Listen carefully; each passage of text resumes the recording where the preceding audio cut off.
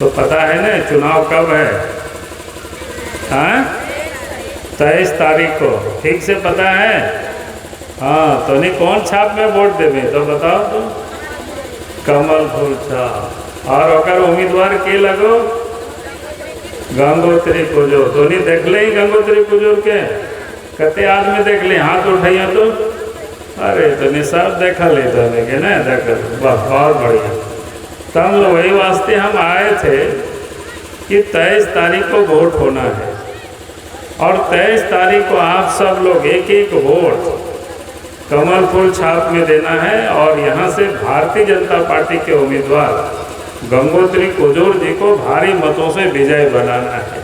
हम यही कहने के लिए, यही निवेदन और अपील करने के लिए आया हूँ। और आप सबको पता है कि चुनाव क्यों हो रहा है, ये भी आप सबको पता है। अभी आपको बताएं, आप सब ने जिनको यहाँ से विधायक बनाए थे उनके ऊपर भ्रष्टाचार का आरोप लगा, कोर्ट ने उनकी सदस्यता को समाप्त कर दी। तो इसलिए आप सब लोगों से यही हम निवेदन करेंगे कि इस बार आप सब लोग वैसा गलती नहीं करना। यही निवेदन, यही अपील करने के लिए हम आपके बीच में आए हैं। और इसलिए हम आप सब लोगों से यही कहेंगे कि आप सब लोग जान रहे हो कि 2.5 साल से इस राज्य में हेमंत सोरेन मुख्यमंत्री है, जेएमएम है, कांग्रेस पार्टी है, राष्ट्रीय जनता दल है, इन लोगों की सरकार चल रही है। लेकिन 2.5 वर्षों से इस राज्य के विकास का कोई काम नहीं हुआ। ना कहीं कोई सड़क बना, ना कोई पानी की व्यवस्था, ना बिजली की ठीक हुआ। यानी ये जब से हेमंत सोरेन राज्य के मुख्यमंत्री बना है काम तो हुआ नहीं। लेकिन ये लोग क्या करने में लग गए? कमाने में लग गए, खूब कमा रहे हैं, पैसा ये लोग लूट रहे हैं। और झारखंड की जितना बालू है उसको सब लुटा दिया, पत्थर को लोगों ने लुटा दिया, कोयला को लुटा दिया, और ज़मीन में कहीं मिलता है तो उसको भी ये लोग लूट रहे हैं, बेच रहे हैं। और इसलिए हम आप सब लोगों से यही कहने के लिए आए हैं, जो लोग काम नहीं करते, जो लोग खाली कमाने में लगे हुए, जो लोग खाली लूटने में लगे हुए, वैसे लोगों को इस बार कमल फूल छाप में वोट दे करके चोट करना है। समझे? हम यही कहने के लिए हम आए हैं। अगर इन लोगों को कमल फूल छाप में वोट दे करके आप चोट करेंगे तब ये लोग समझेगा, तभी ये लुटेरे लोग यहाँ से भागेंगे, नहीं तो सब चीज़ हम लोगों का लूट लेंगे। अभी 2.5 साल में लूटा इतना अपने लिए, इसलिए कांग्रेस पार्टी, राष्ट्रीय जनता दल, ये जो और झारखंड मुक्ति मोर्चा, ये लोग परिवार की पार्टी है। ये लोग राज्य के लिए नहीं, ये लोग परिवार के लिए राजनीति करते हैं और ये लोग पैसे के लिए राजनीति करते हैं, अपने तिजोरी को ये लोग भरते। इसलिए हम आप सब लोगों से हम यही निवेदन और यही अपील करने के लिए आया हूँ। जो लोग सिर्फ परिवार के लिए राजनीति करते हैं, जो लोग पैसे के लिए राजनीति करते हैं, जो लोग अपने लिए राजनीति करते हैं, वैसे लोगों को इस चुनाव में यहाँ से विदा करनी है, यहाँ से उनको हरानी है, भगानी है यहाँ से। हम यही कहने के लिए आज आप सब लोगों के बीच में आया। आप सब लोगों ने सुना होगा राज्य के मुख्यमंत्री अपने नाम से खदान का लीज ले लिया, भाई के नाम से खदान का लीज। उनके जो एक प्रेस प्रतिनिधि पिंटू है उनके नाम से भी खदान का लीज, उनके विधायक प्रतिनिधि एक पंकज है साहेबगंज में, उनके नाम से भी पत्थर की खदान का लीज, और उनकी पत्नी है उनके नाम से भी खदान का लीज। आप बताओ भाई, अगर ऐसे लोगों को सत्ता में बने रह गए तब तो झारखंड की जमीन को अपने नाम से ही लोग कर लेंगे। फिर झारखंड के हम सब बेकार बेरोजगार नौजवान लोग यहाँ क्या करेंगे? पूरे भारतवर्ष में कहीं भी कोई ऐसा मुख्यमंत्री नहीं जो अपने नाम से करता हो, अपने परिवार के नाम से करता हो। और उद्योग लगाने के नाम पर हेमंत सोरेन ने अपनी पत्नी के नाम से, हेमंत सोरेन ने अपने साली के नाम से उद्योग लगाने के नाम पर जमीन भी लीज पर दिया। अब बताओ, जो अपने लिए जो सिर्फ चिंता करते, अपने परिवार के लिए चिंता करते, अपने भाई भतीजा के लिए चिंता करते, फिर वैसे लोगों को इस चुनाव में विदा करनी है, इस चुनाव में छुट्टी करनी है, सबक सिखानी है। हम यही निवेदन और यही अपील करने के लिए आया हूँ। 2 साल में विकास का काम नहीं हुआ। 2 साल में क्या हुआ? खूब अपराध बढ़ा, चोरी, डकैती, हत्या, अपहरण।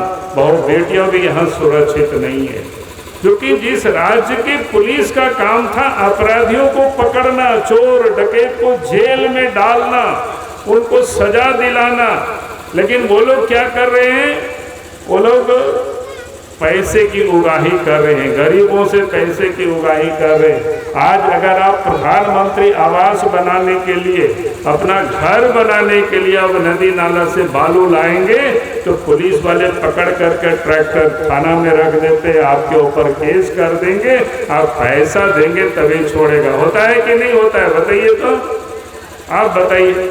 जब ये सरकार बालू को भी गरीब के लोगों को नसीब नहीं होता है तो फिर इनको हम लोग क्यों वोट देंगे। अब याद करो, जब झारखंड राज्य 2000 में बना था, हम इस प्रदेश के मुख्यमंत्री हुआ करते थे, नदी नाला की बालू सब फ्री था, किसी को कोई पैसा नहीं लगता था, किसी कोई पुलिस को पकड़ने की कोई हिम्मत नहीं होती थी, किसी के ऊपर केस करेगा।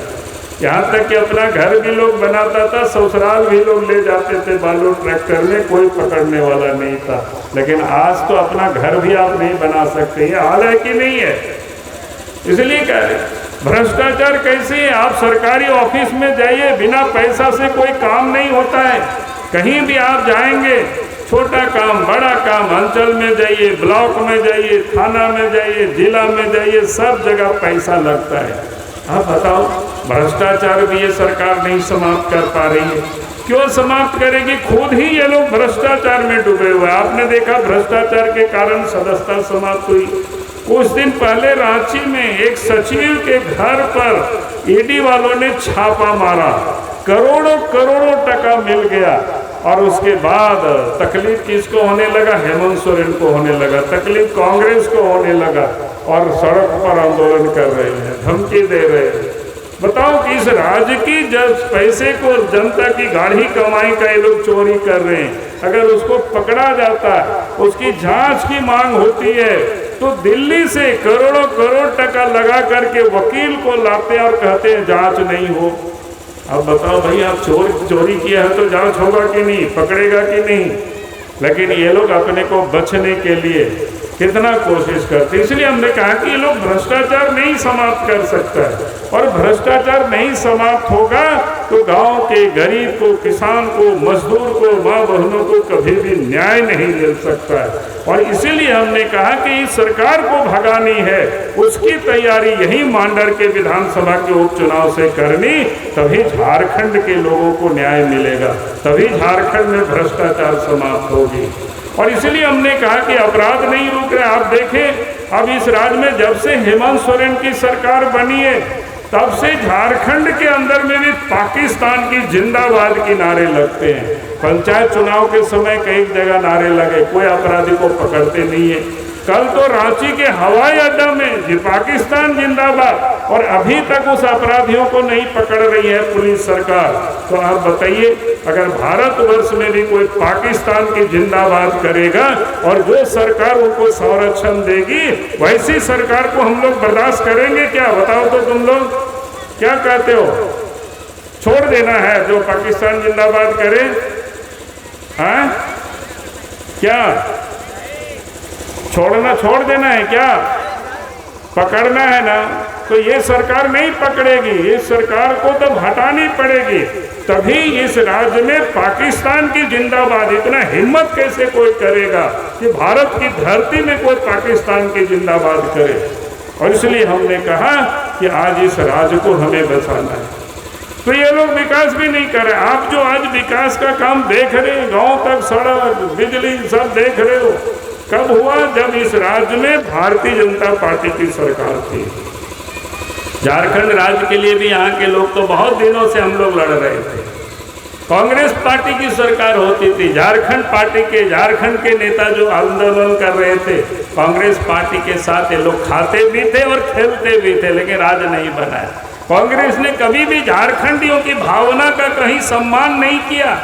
लेकिन जब इस देश में भारतीय जनता पार्टी की सरकार बनी, अटल बिहारी वाजपेयी जी प्रधानमंत्री बने देश के, तो अलग झारखंड प्रांत भी बन गया और अलग झारखंड राज्य बना। तो इस राज्य में भी भारतीय जनता पार्टी की सरकार बनी। पहले हम इस राज्य के मुख्यमंत्री थे, बाद में अर्जुन मुंडा मुख्यमंत्री बने, फिर रघुवर दास जी मुख्यमंत्री बने। तब गांवों तक सड़क भी पहुंचने लगा, घरों तक बिजली भी पहुंचने लगी, पानी की भी व्यवस्था, नदी नाला में भी पुल पुलिया बनने लगा। अब याद करिए गांव के लोग जो होंगे, देहात में पहले पता आने जाने में कितना दिक्कत होता था।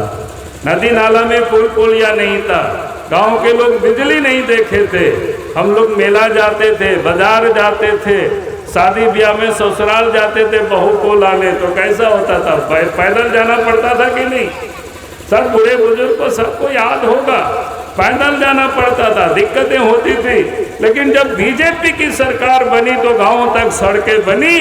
अब तो गाड़ी चलती है, अब तो मोटरसाइकिल चलती है, टेम्पू है, टेकर है, अब उसी गाड़ी से आप लोग बारात भी जाते हैं, मेला भी जाते हैं, बाजार भी जाते हैं, जिला भी जाते हैं।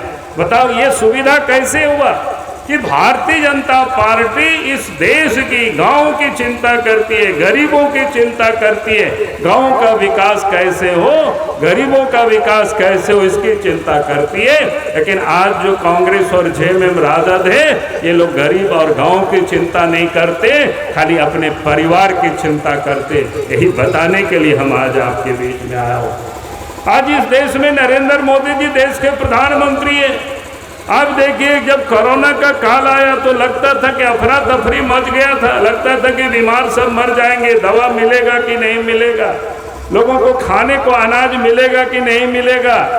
लेकिन इस देश के प्रधानमंत्री नरेंद्र मोदी जी ने गरीबों के घरों तक भी फ्री में अनाज पहुंचे, इसकी उन्होंने व्यवस्था की। और इतना ही नहीं, जनधन खाते में पैसा भी उन्होंने भेजा और किसानों के खाते में भी पैसा आया कि नहीं? बताओ तो आप लोग, अनाज मिला कि नहीं मिला? कोई भूखे नहीं मरे, यहाँ तक कि दवा भी और आपका वैक्सीन भी मिला फ्री में, किसी को कोई पैसा नहीं लगा। तो ये देश के प्रधानमंत्री भारतीय जनता पार्टी के नेता, इसलिए इस देश के लिए उन्होंने काम किया। जो गांव में गरीबों को घर नहीं होता था, हम लोग कहते हैं ना रोटी कपड़ा और मकान, लेकिन घरों से गरीबों के पास घर नहीं होता। देश के प्रधानमंत्री ने कहा कि प्रधानमंत्री आवास गरीबों को भी मिलेगा।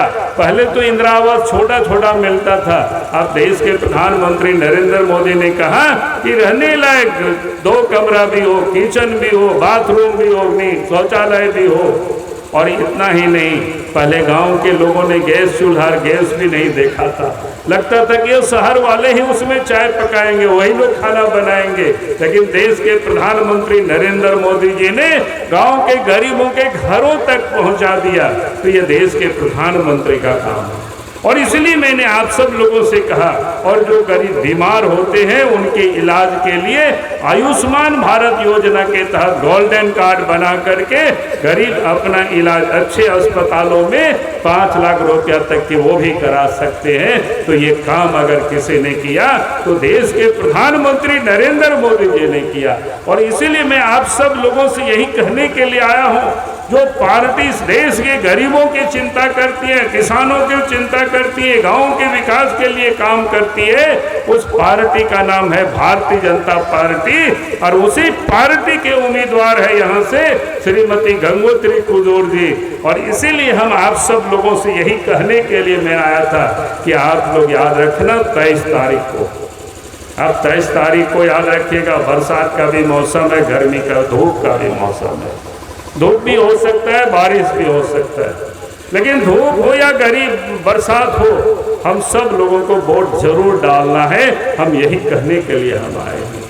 सवेरे उठ करके तैयार हो करके पहले नाश्ता नहीं करिए, पहले जा करके पोलिंग बूथ में मतदान केंद्र पर पहुंच जाना और वहां पर पहुंच करके लाइन में लग करके, और ईवीएम मशीन के 1 नंबर पर कमल निशान है, उसी कमल निशान पर वोट दे करके आप सब यहां से भारतीय जनता पार्टी के उम्मीदवार श्रीमती गंगोत्री कुजूर जी को भारी मतों से आप सब लोग विजय बनावे। यही निवेदन और यही अपील के साथ अपनी बातों को मैं समाप्त करता हूँ। और आप सब लोग आए, इस मौसम में भी हमारी बात को सुना, उसके लिए हम आप सबको बहुत बहुत बधाई, बहुत बहुत धन्यवाद। और सबको हम अपने ओर से झारखंडी जोहार करता हूँ। इन्हीं शब्दों के साथ अपनी बात को मैं समाप्त करता हूँ। बायोम डॉक्टर बनने का है सपना, मगर सही गाइडेंस की है कमी, तो आए बायोम। रांची में सिर्फ मेडिकल की तैयारी के लिए एक बेहतरीन संस्थान, नीट और एम्स की तैयारी के लिए सन 2001 से मेडिकल प्रिपरेशन के लिए सबका भरोसेमंद संस्थान बायोम, इनू एवं नगरटोली, Ranchi. The followup.in. Like, share and subscribe. www.thefollowup.in